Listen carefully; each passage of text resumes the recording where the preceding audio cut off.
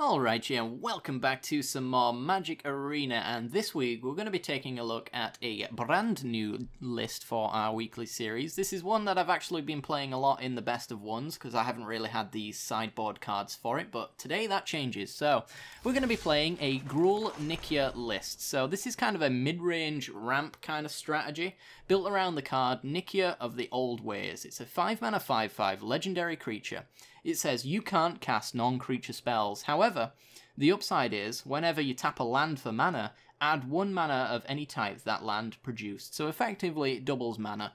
So, what we want to do is build a creature-focused deck that leverages cards that want a lot of mana. So, in addition to doing a lot of ramp strategies, like having Golter here, who is a 12 mana 12/12, who reduces the casting cost based on the power and board, which works very well with our ramp strategy because we have a lot of thick boys.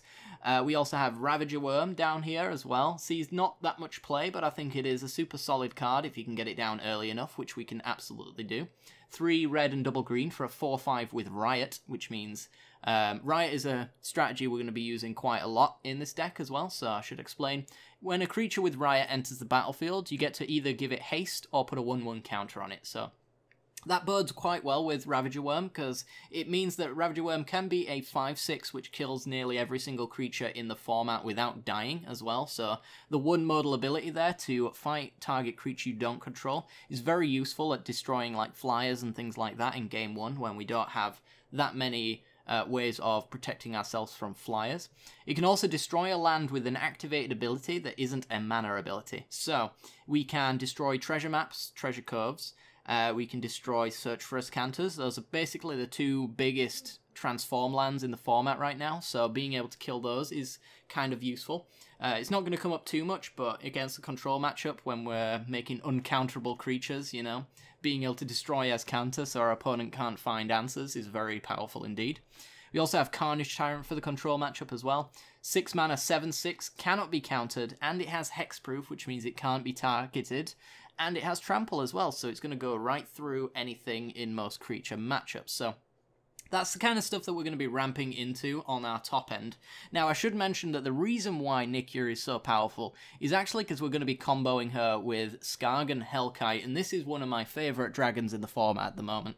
5 mana for a 4/4 with Flying and Riot. So as I mentioned, this can be a 5/5 or a 4/4 with Haste.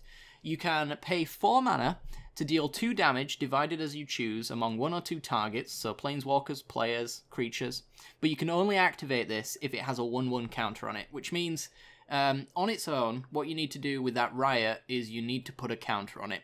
9 times out of 10, that's exactly what we're going to be doing, because we want to be using that 4 mana activated ability.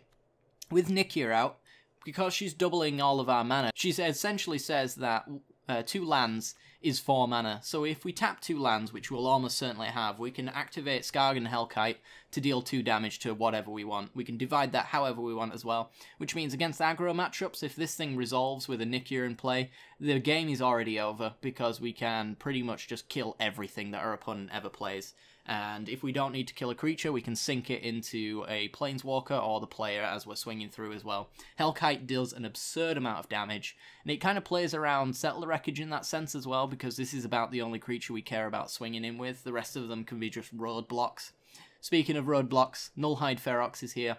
4 mana for a 6/6 with hexproof. Yet again, says you can't cast non-creature spells, so that downside isn't so much of one, because we're barely running any non-creatures here. We will get to those in a minute, and why I'm running them, but for now, we'll just talk about all of the creature stuff. So, you can pay 2 mana to make Nullhide lose its abilities, so you can turn off the hexproof and the you can't cast non-creature spells, if we do end up drawing a non-creature spell anyway. And if a spell or an opponent controls causes you to discard this, put it onto the battlefield instead. So if our opponent thought erases us and they have no better target, or they disinformation campaign, and we get to discard this, it's coming straight to the battlefield. So it's very, very powerful against the blue-black discard decks, which aren't seeing too much play these days, but they still crop up from time to time, so that ability is actually quite relevant. So as we mentioned, we do have a few non-creature stuff in here. So it does have a nombo with Nullhide and Nikya, but both of these non-creature spells are very good with the rest of our deck, and they synergize very well as well if we can get them underneath the Ferox and the Nikya, which is very achievable. So the first one is Rhythm of the Wild. Many of you will have seen this card before. It's very powerful. 3 mana, 1 red and a green for an enchantment. Says creature spells you control can't be countered. So this is our game against control in game 1. So all of our uncounterable stuff. Also a game against mono blue tempo as well. This card traditionally is the card that beats mono blue tempo half of the time, because if we drop down our Nullhide Ferox and they try to counter it, they're just not really going to be doing any of that. Also, non-token creatures you control have Riot, and Riot actually stacks on creatures, which means if we have a Rhythm in play and we drop a Hellkite, he actually gets to Riot twice, which is very, very good. So we get to put a counter on him and give him haste, or put 2 counters on him to make him a 6/6. So we get some choice as to which one we want to do there. Obviously, Ravager Worm allows us to go a little bit bigger as well, so we could potentially fight a Nullhide Ferox or a creature of that size as well with double Riot, if we want to go down that line. So really good there. The next one is Domri Chaosbringer, which traditionally is not a very good Planeswalker, but in this deck he is actually perfect. This is basically the deck where you want to run Domri. 4 mana for a 5 loyalty Planeswalker. You get to tick up to add a green or a red, so he is a ramp source. It doesn't get doubled with Nikya. I should stress as well that Nikya's doubling effect only affects the lands, so we do have a lot of mana dorks in here to make sure that we get to things early. But Nikya doesn't actually double any of that mana. So what you want to do is, if you're ramping or using Nikya to ramp, you want to tap your creatures first in that regard, because you want to be able to double your mana from your lands. But anyway, going back to Domri. The giving Riot to a plus on here is very good indeed. It's another Rhythm of the Wild kind of effect, and another way that you can do a 5/5 Hellkite with haste, essentially. Very good indeed. But yeah, the important stuff is that all of our non-creature cards actually go underneath the Nullhide Ferox and the Nikya. Not so much the Nullhide with Domri, but we can play Domri first into Nullhide, and Nullhide would have Riot at that point. We can make him a 7/7 or a 6/6 with haste. So casting Nullhide a turn later isn't really much of a downside with Domri in play, because he can do some fun stuff.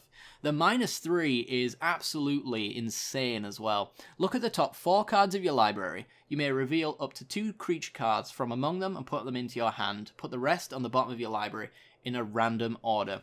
Now, if we look at our stats, you'll see that we're running 31 creatures in this list, and only a few non-creature things. Lands obviously do count in that one, but we're about 50-50 for hitting something with Domri, which means when we look at the 4 cards, statistically, there's a 50% chance that we'll actually hit both creatures here and just draw 2 cards with Domri's minus. That is insane. When we've got our ramp established, or we've got all of our lands in play, a Domri draw 2 in a Gruul deck like this to get 2 big creatures that our opponent has to deal with is insane.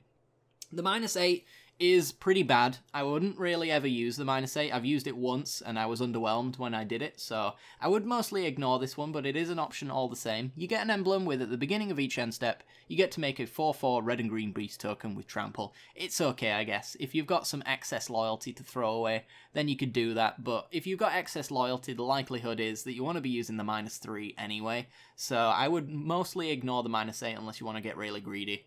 That's basically the only time when I would justify that kind of play. So, to the lower end of the list. So, as I mentioned, we're kind of a mid-range list, which means we can do both late game and early game. So, our early game is traditionally mostly ramp to allow us to get into the late game. So, we've got 4 copies of Llanowar Elves and 4 copies of Incubation Druid. An Incubation Druid is a 2 mana 0/2. That allows us to add 1 mana of any colour our lands could produce, so red or green, and we can pay 5 to adapt 3. Adapt is one effect that we're going to see quite a lot in this one because it interacts very well with Riot, but adapt 3 in this case allows us to pay 5 mana to put 3 counters on Incubation Druid, making it a 3/5, which is a very good big body for a ramp deck like this one. But in addition to that, because it has a counter on it, it gets to add 3 mana of that type instead.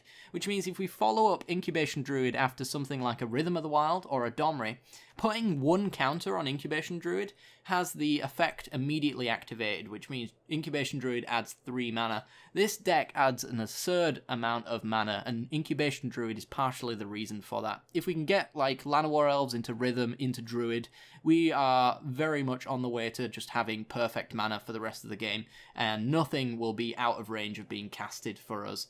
So really good there. We have Growth Chamber Guardians here as well, as one of the better green mid-range cards. 2 mana for a 2-2 with Adapt 2 for 3 mana. When one or more counters are put on Growth Chamber Guardian, you may search your library for another Growth Chamber Guardian, put it into your hand, and then shuffle your library. So, what we can do is we can play Growth Chamber down on 2. On 3, we can adapt him to make him a 4-4, which is a really big threat on turn 3, which also allows us to get another Growth Chamber Guardian so that we can repeat the process. Alternatively, what we can do is have Riot in play with Rhythm, and have Growth Chamber Guardian come down and enter the battlefield with a counter on him, which means he enters as a 3-3 and immediately gets us a Growth Chamber Guardian if we want it. So that next one can then grab the next one and grab the next one. I've actually managed to play all 4 Growth Chamber Guardians in the same turn in one instance, which means we actually have a go-wide strategy that's making 3/3s. It's quite powerful, and if we ever don't want to put the counter on it, we can always just give them haste and adapt 2 if we want some 4/4s as well. Really good stuff there.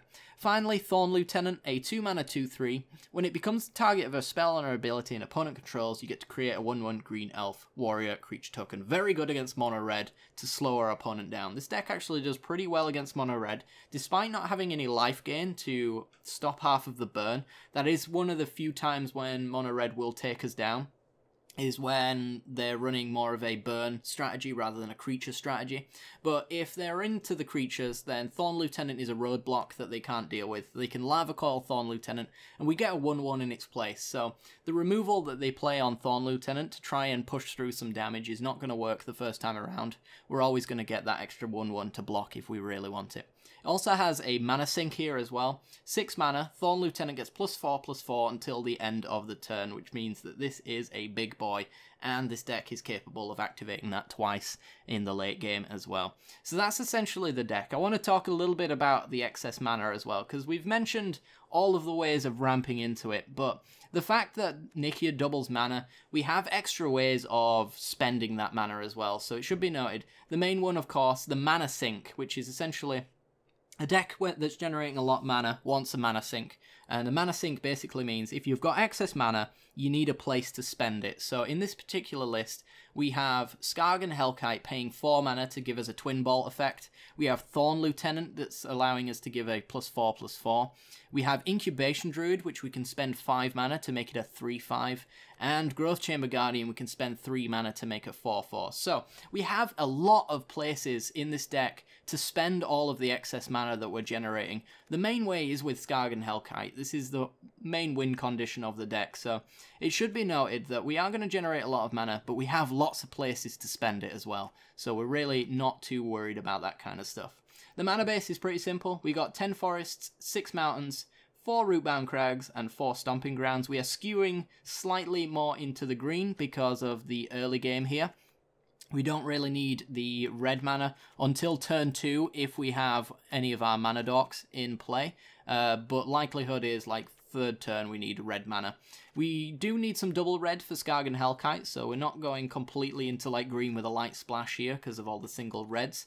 But it just means that everything is very achievable mana-wise. And it should be noted as well, Nikya doubling mana means that 1 red mountain, once Nikya is down, allows us to play the Hellkite. So everything is easily castable in this list. So let's go to the sideboard, which is, I wouldn't say it's perfect. Ooh, I didn't realise that's a thing. Oh, look at that. Oh, that's the first time you're seeing that. The sideboard's not actually perfect, because I am still missing a few wild cards for a few pieces that I haven't actually grabbed just yet. The main one is Cindervines. I really do think that we probably want a 3rd one in here. I'm supplementing it right now with a Thrashing Brontodon to kind of do a similar thing. But Cindervines is a red and a green. It says when an opponent casts a non-creature spell, it deals 1 damage to that player, which means against control, this is going to start pinging them for trying to remove our creatures and remove our enchantments and things like that. Very good.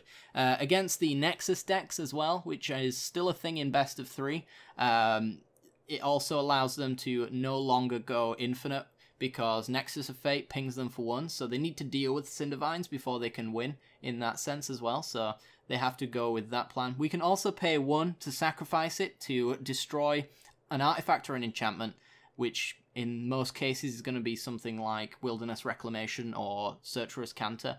Likelihood is we want to wait until the last minute to kill Serturous Canter, because we want to get that ping value in there if we can absolutely help it.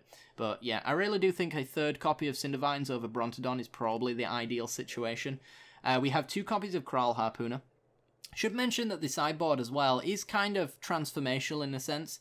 If we are unable to do the ramp package, because maybe we're being aggroed out, so we want to speed up the deck a little bit, or maybe we're up against control, so we want to get underneath their counter spells. We can do that with this deck as well.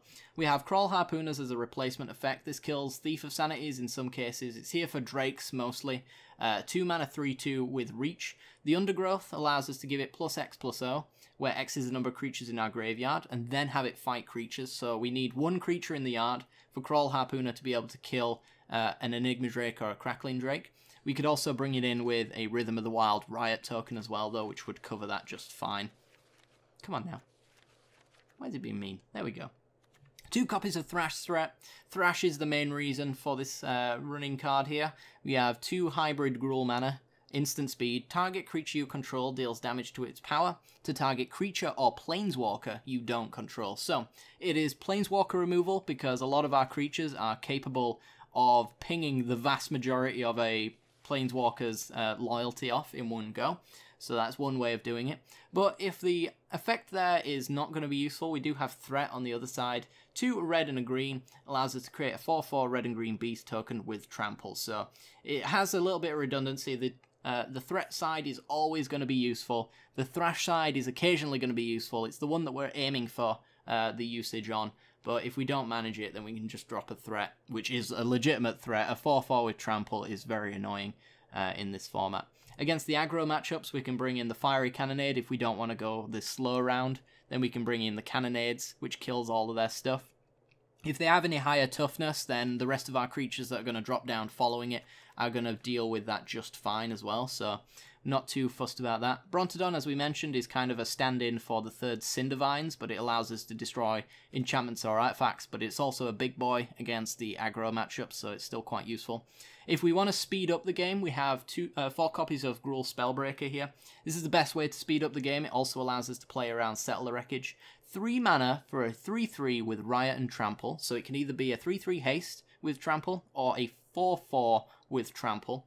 And as long as it's our turn, you and Gruul Spellbreaker have hexproof, which means on our end step, our opponent can't ping us with their burn spells. So against the mono reds, they have to cast everything on their turn, which means there's no surprises for us.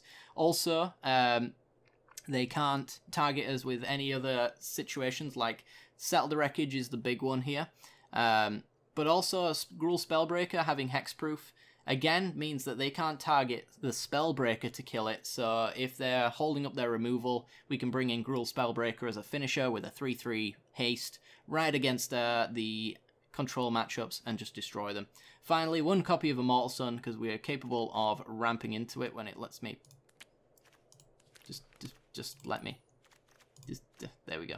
1 copy of the Immortal Sun for the Planeswalker-based matchups, like the Sultai mid-range and the Golgari mid-range, that kind of thing. Occasionally control matchups as well.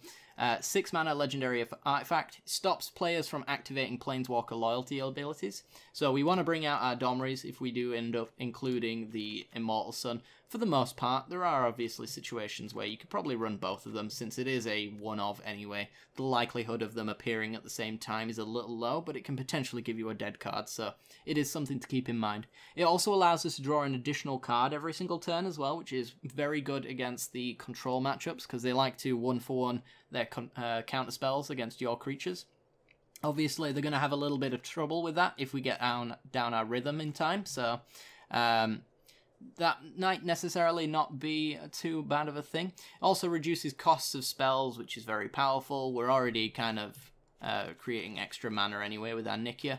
So it's not going to come into too much play, but it is nice all the same. And creatures you control get +1/+1. It is a word soup on this Immortal Sun. Many people forget half of the things that are written on it, including myself from time to time. So you'll get a lot of people playing Planeswalkers into this card, expecting to be able to activate them, or not counting your mana because they haven't really checked that you've got cost reduction, that kind of thing.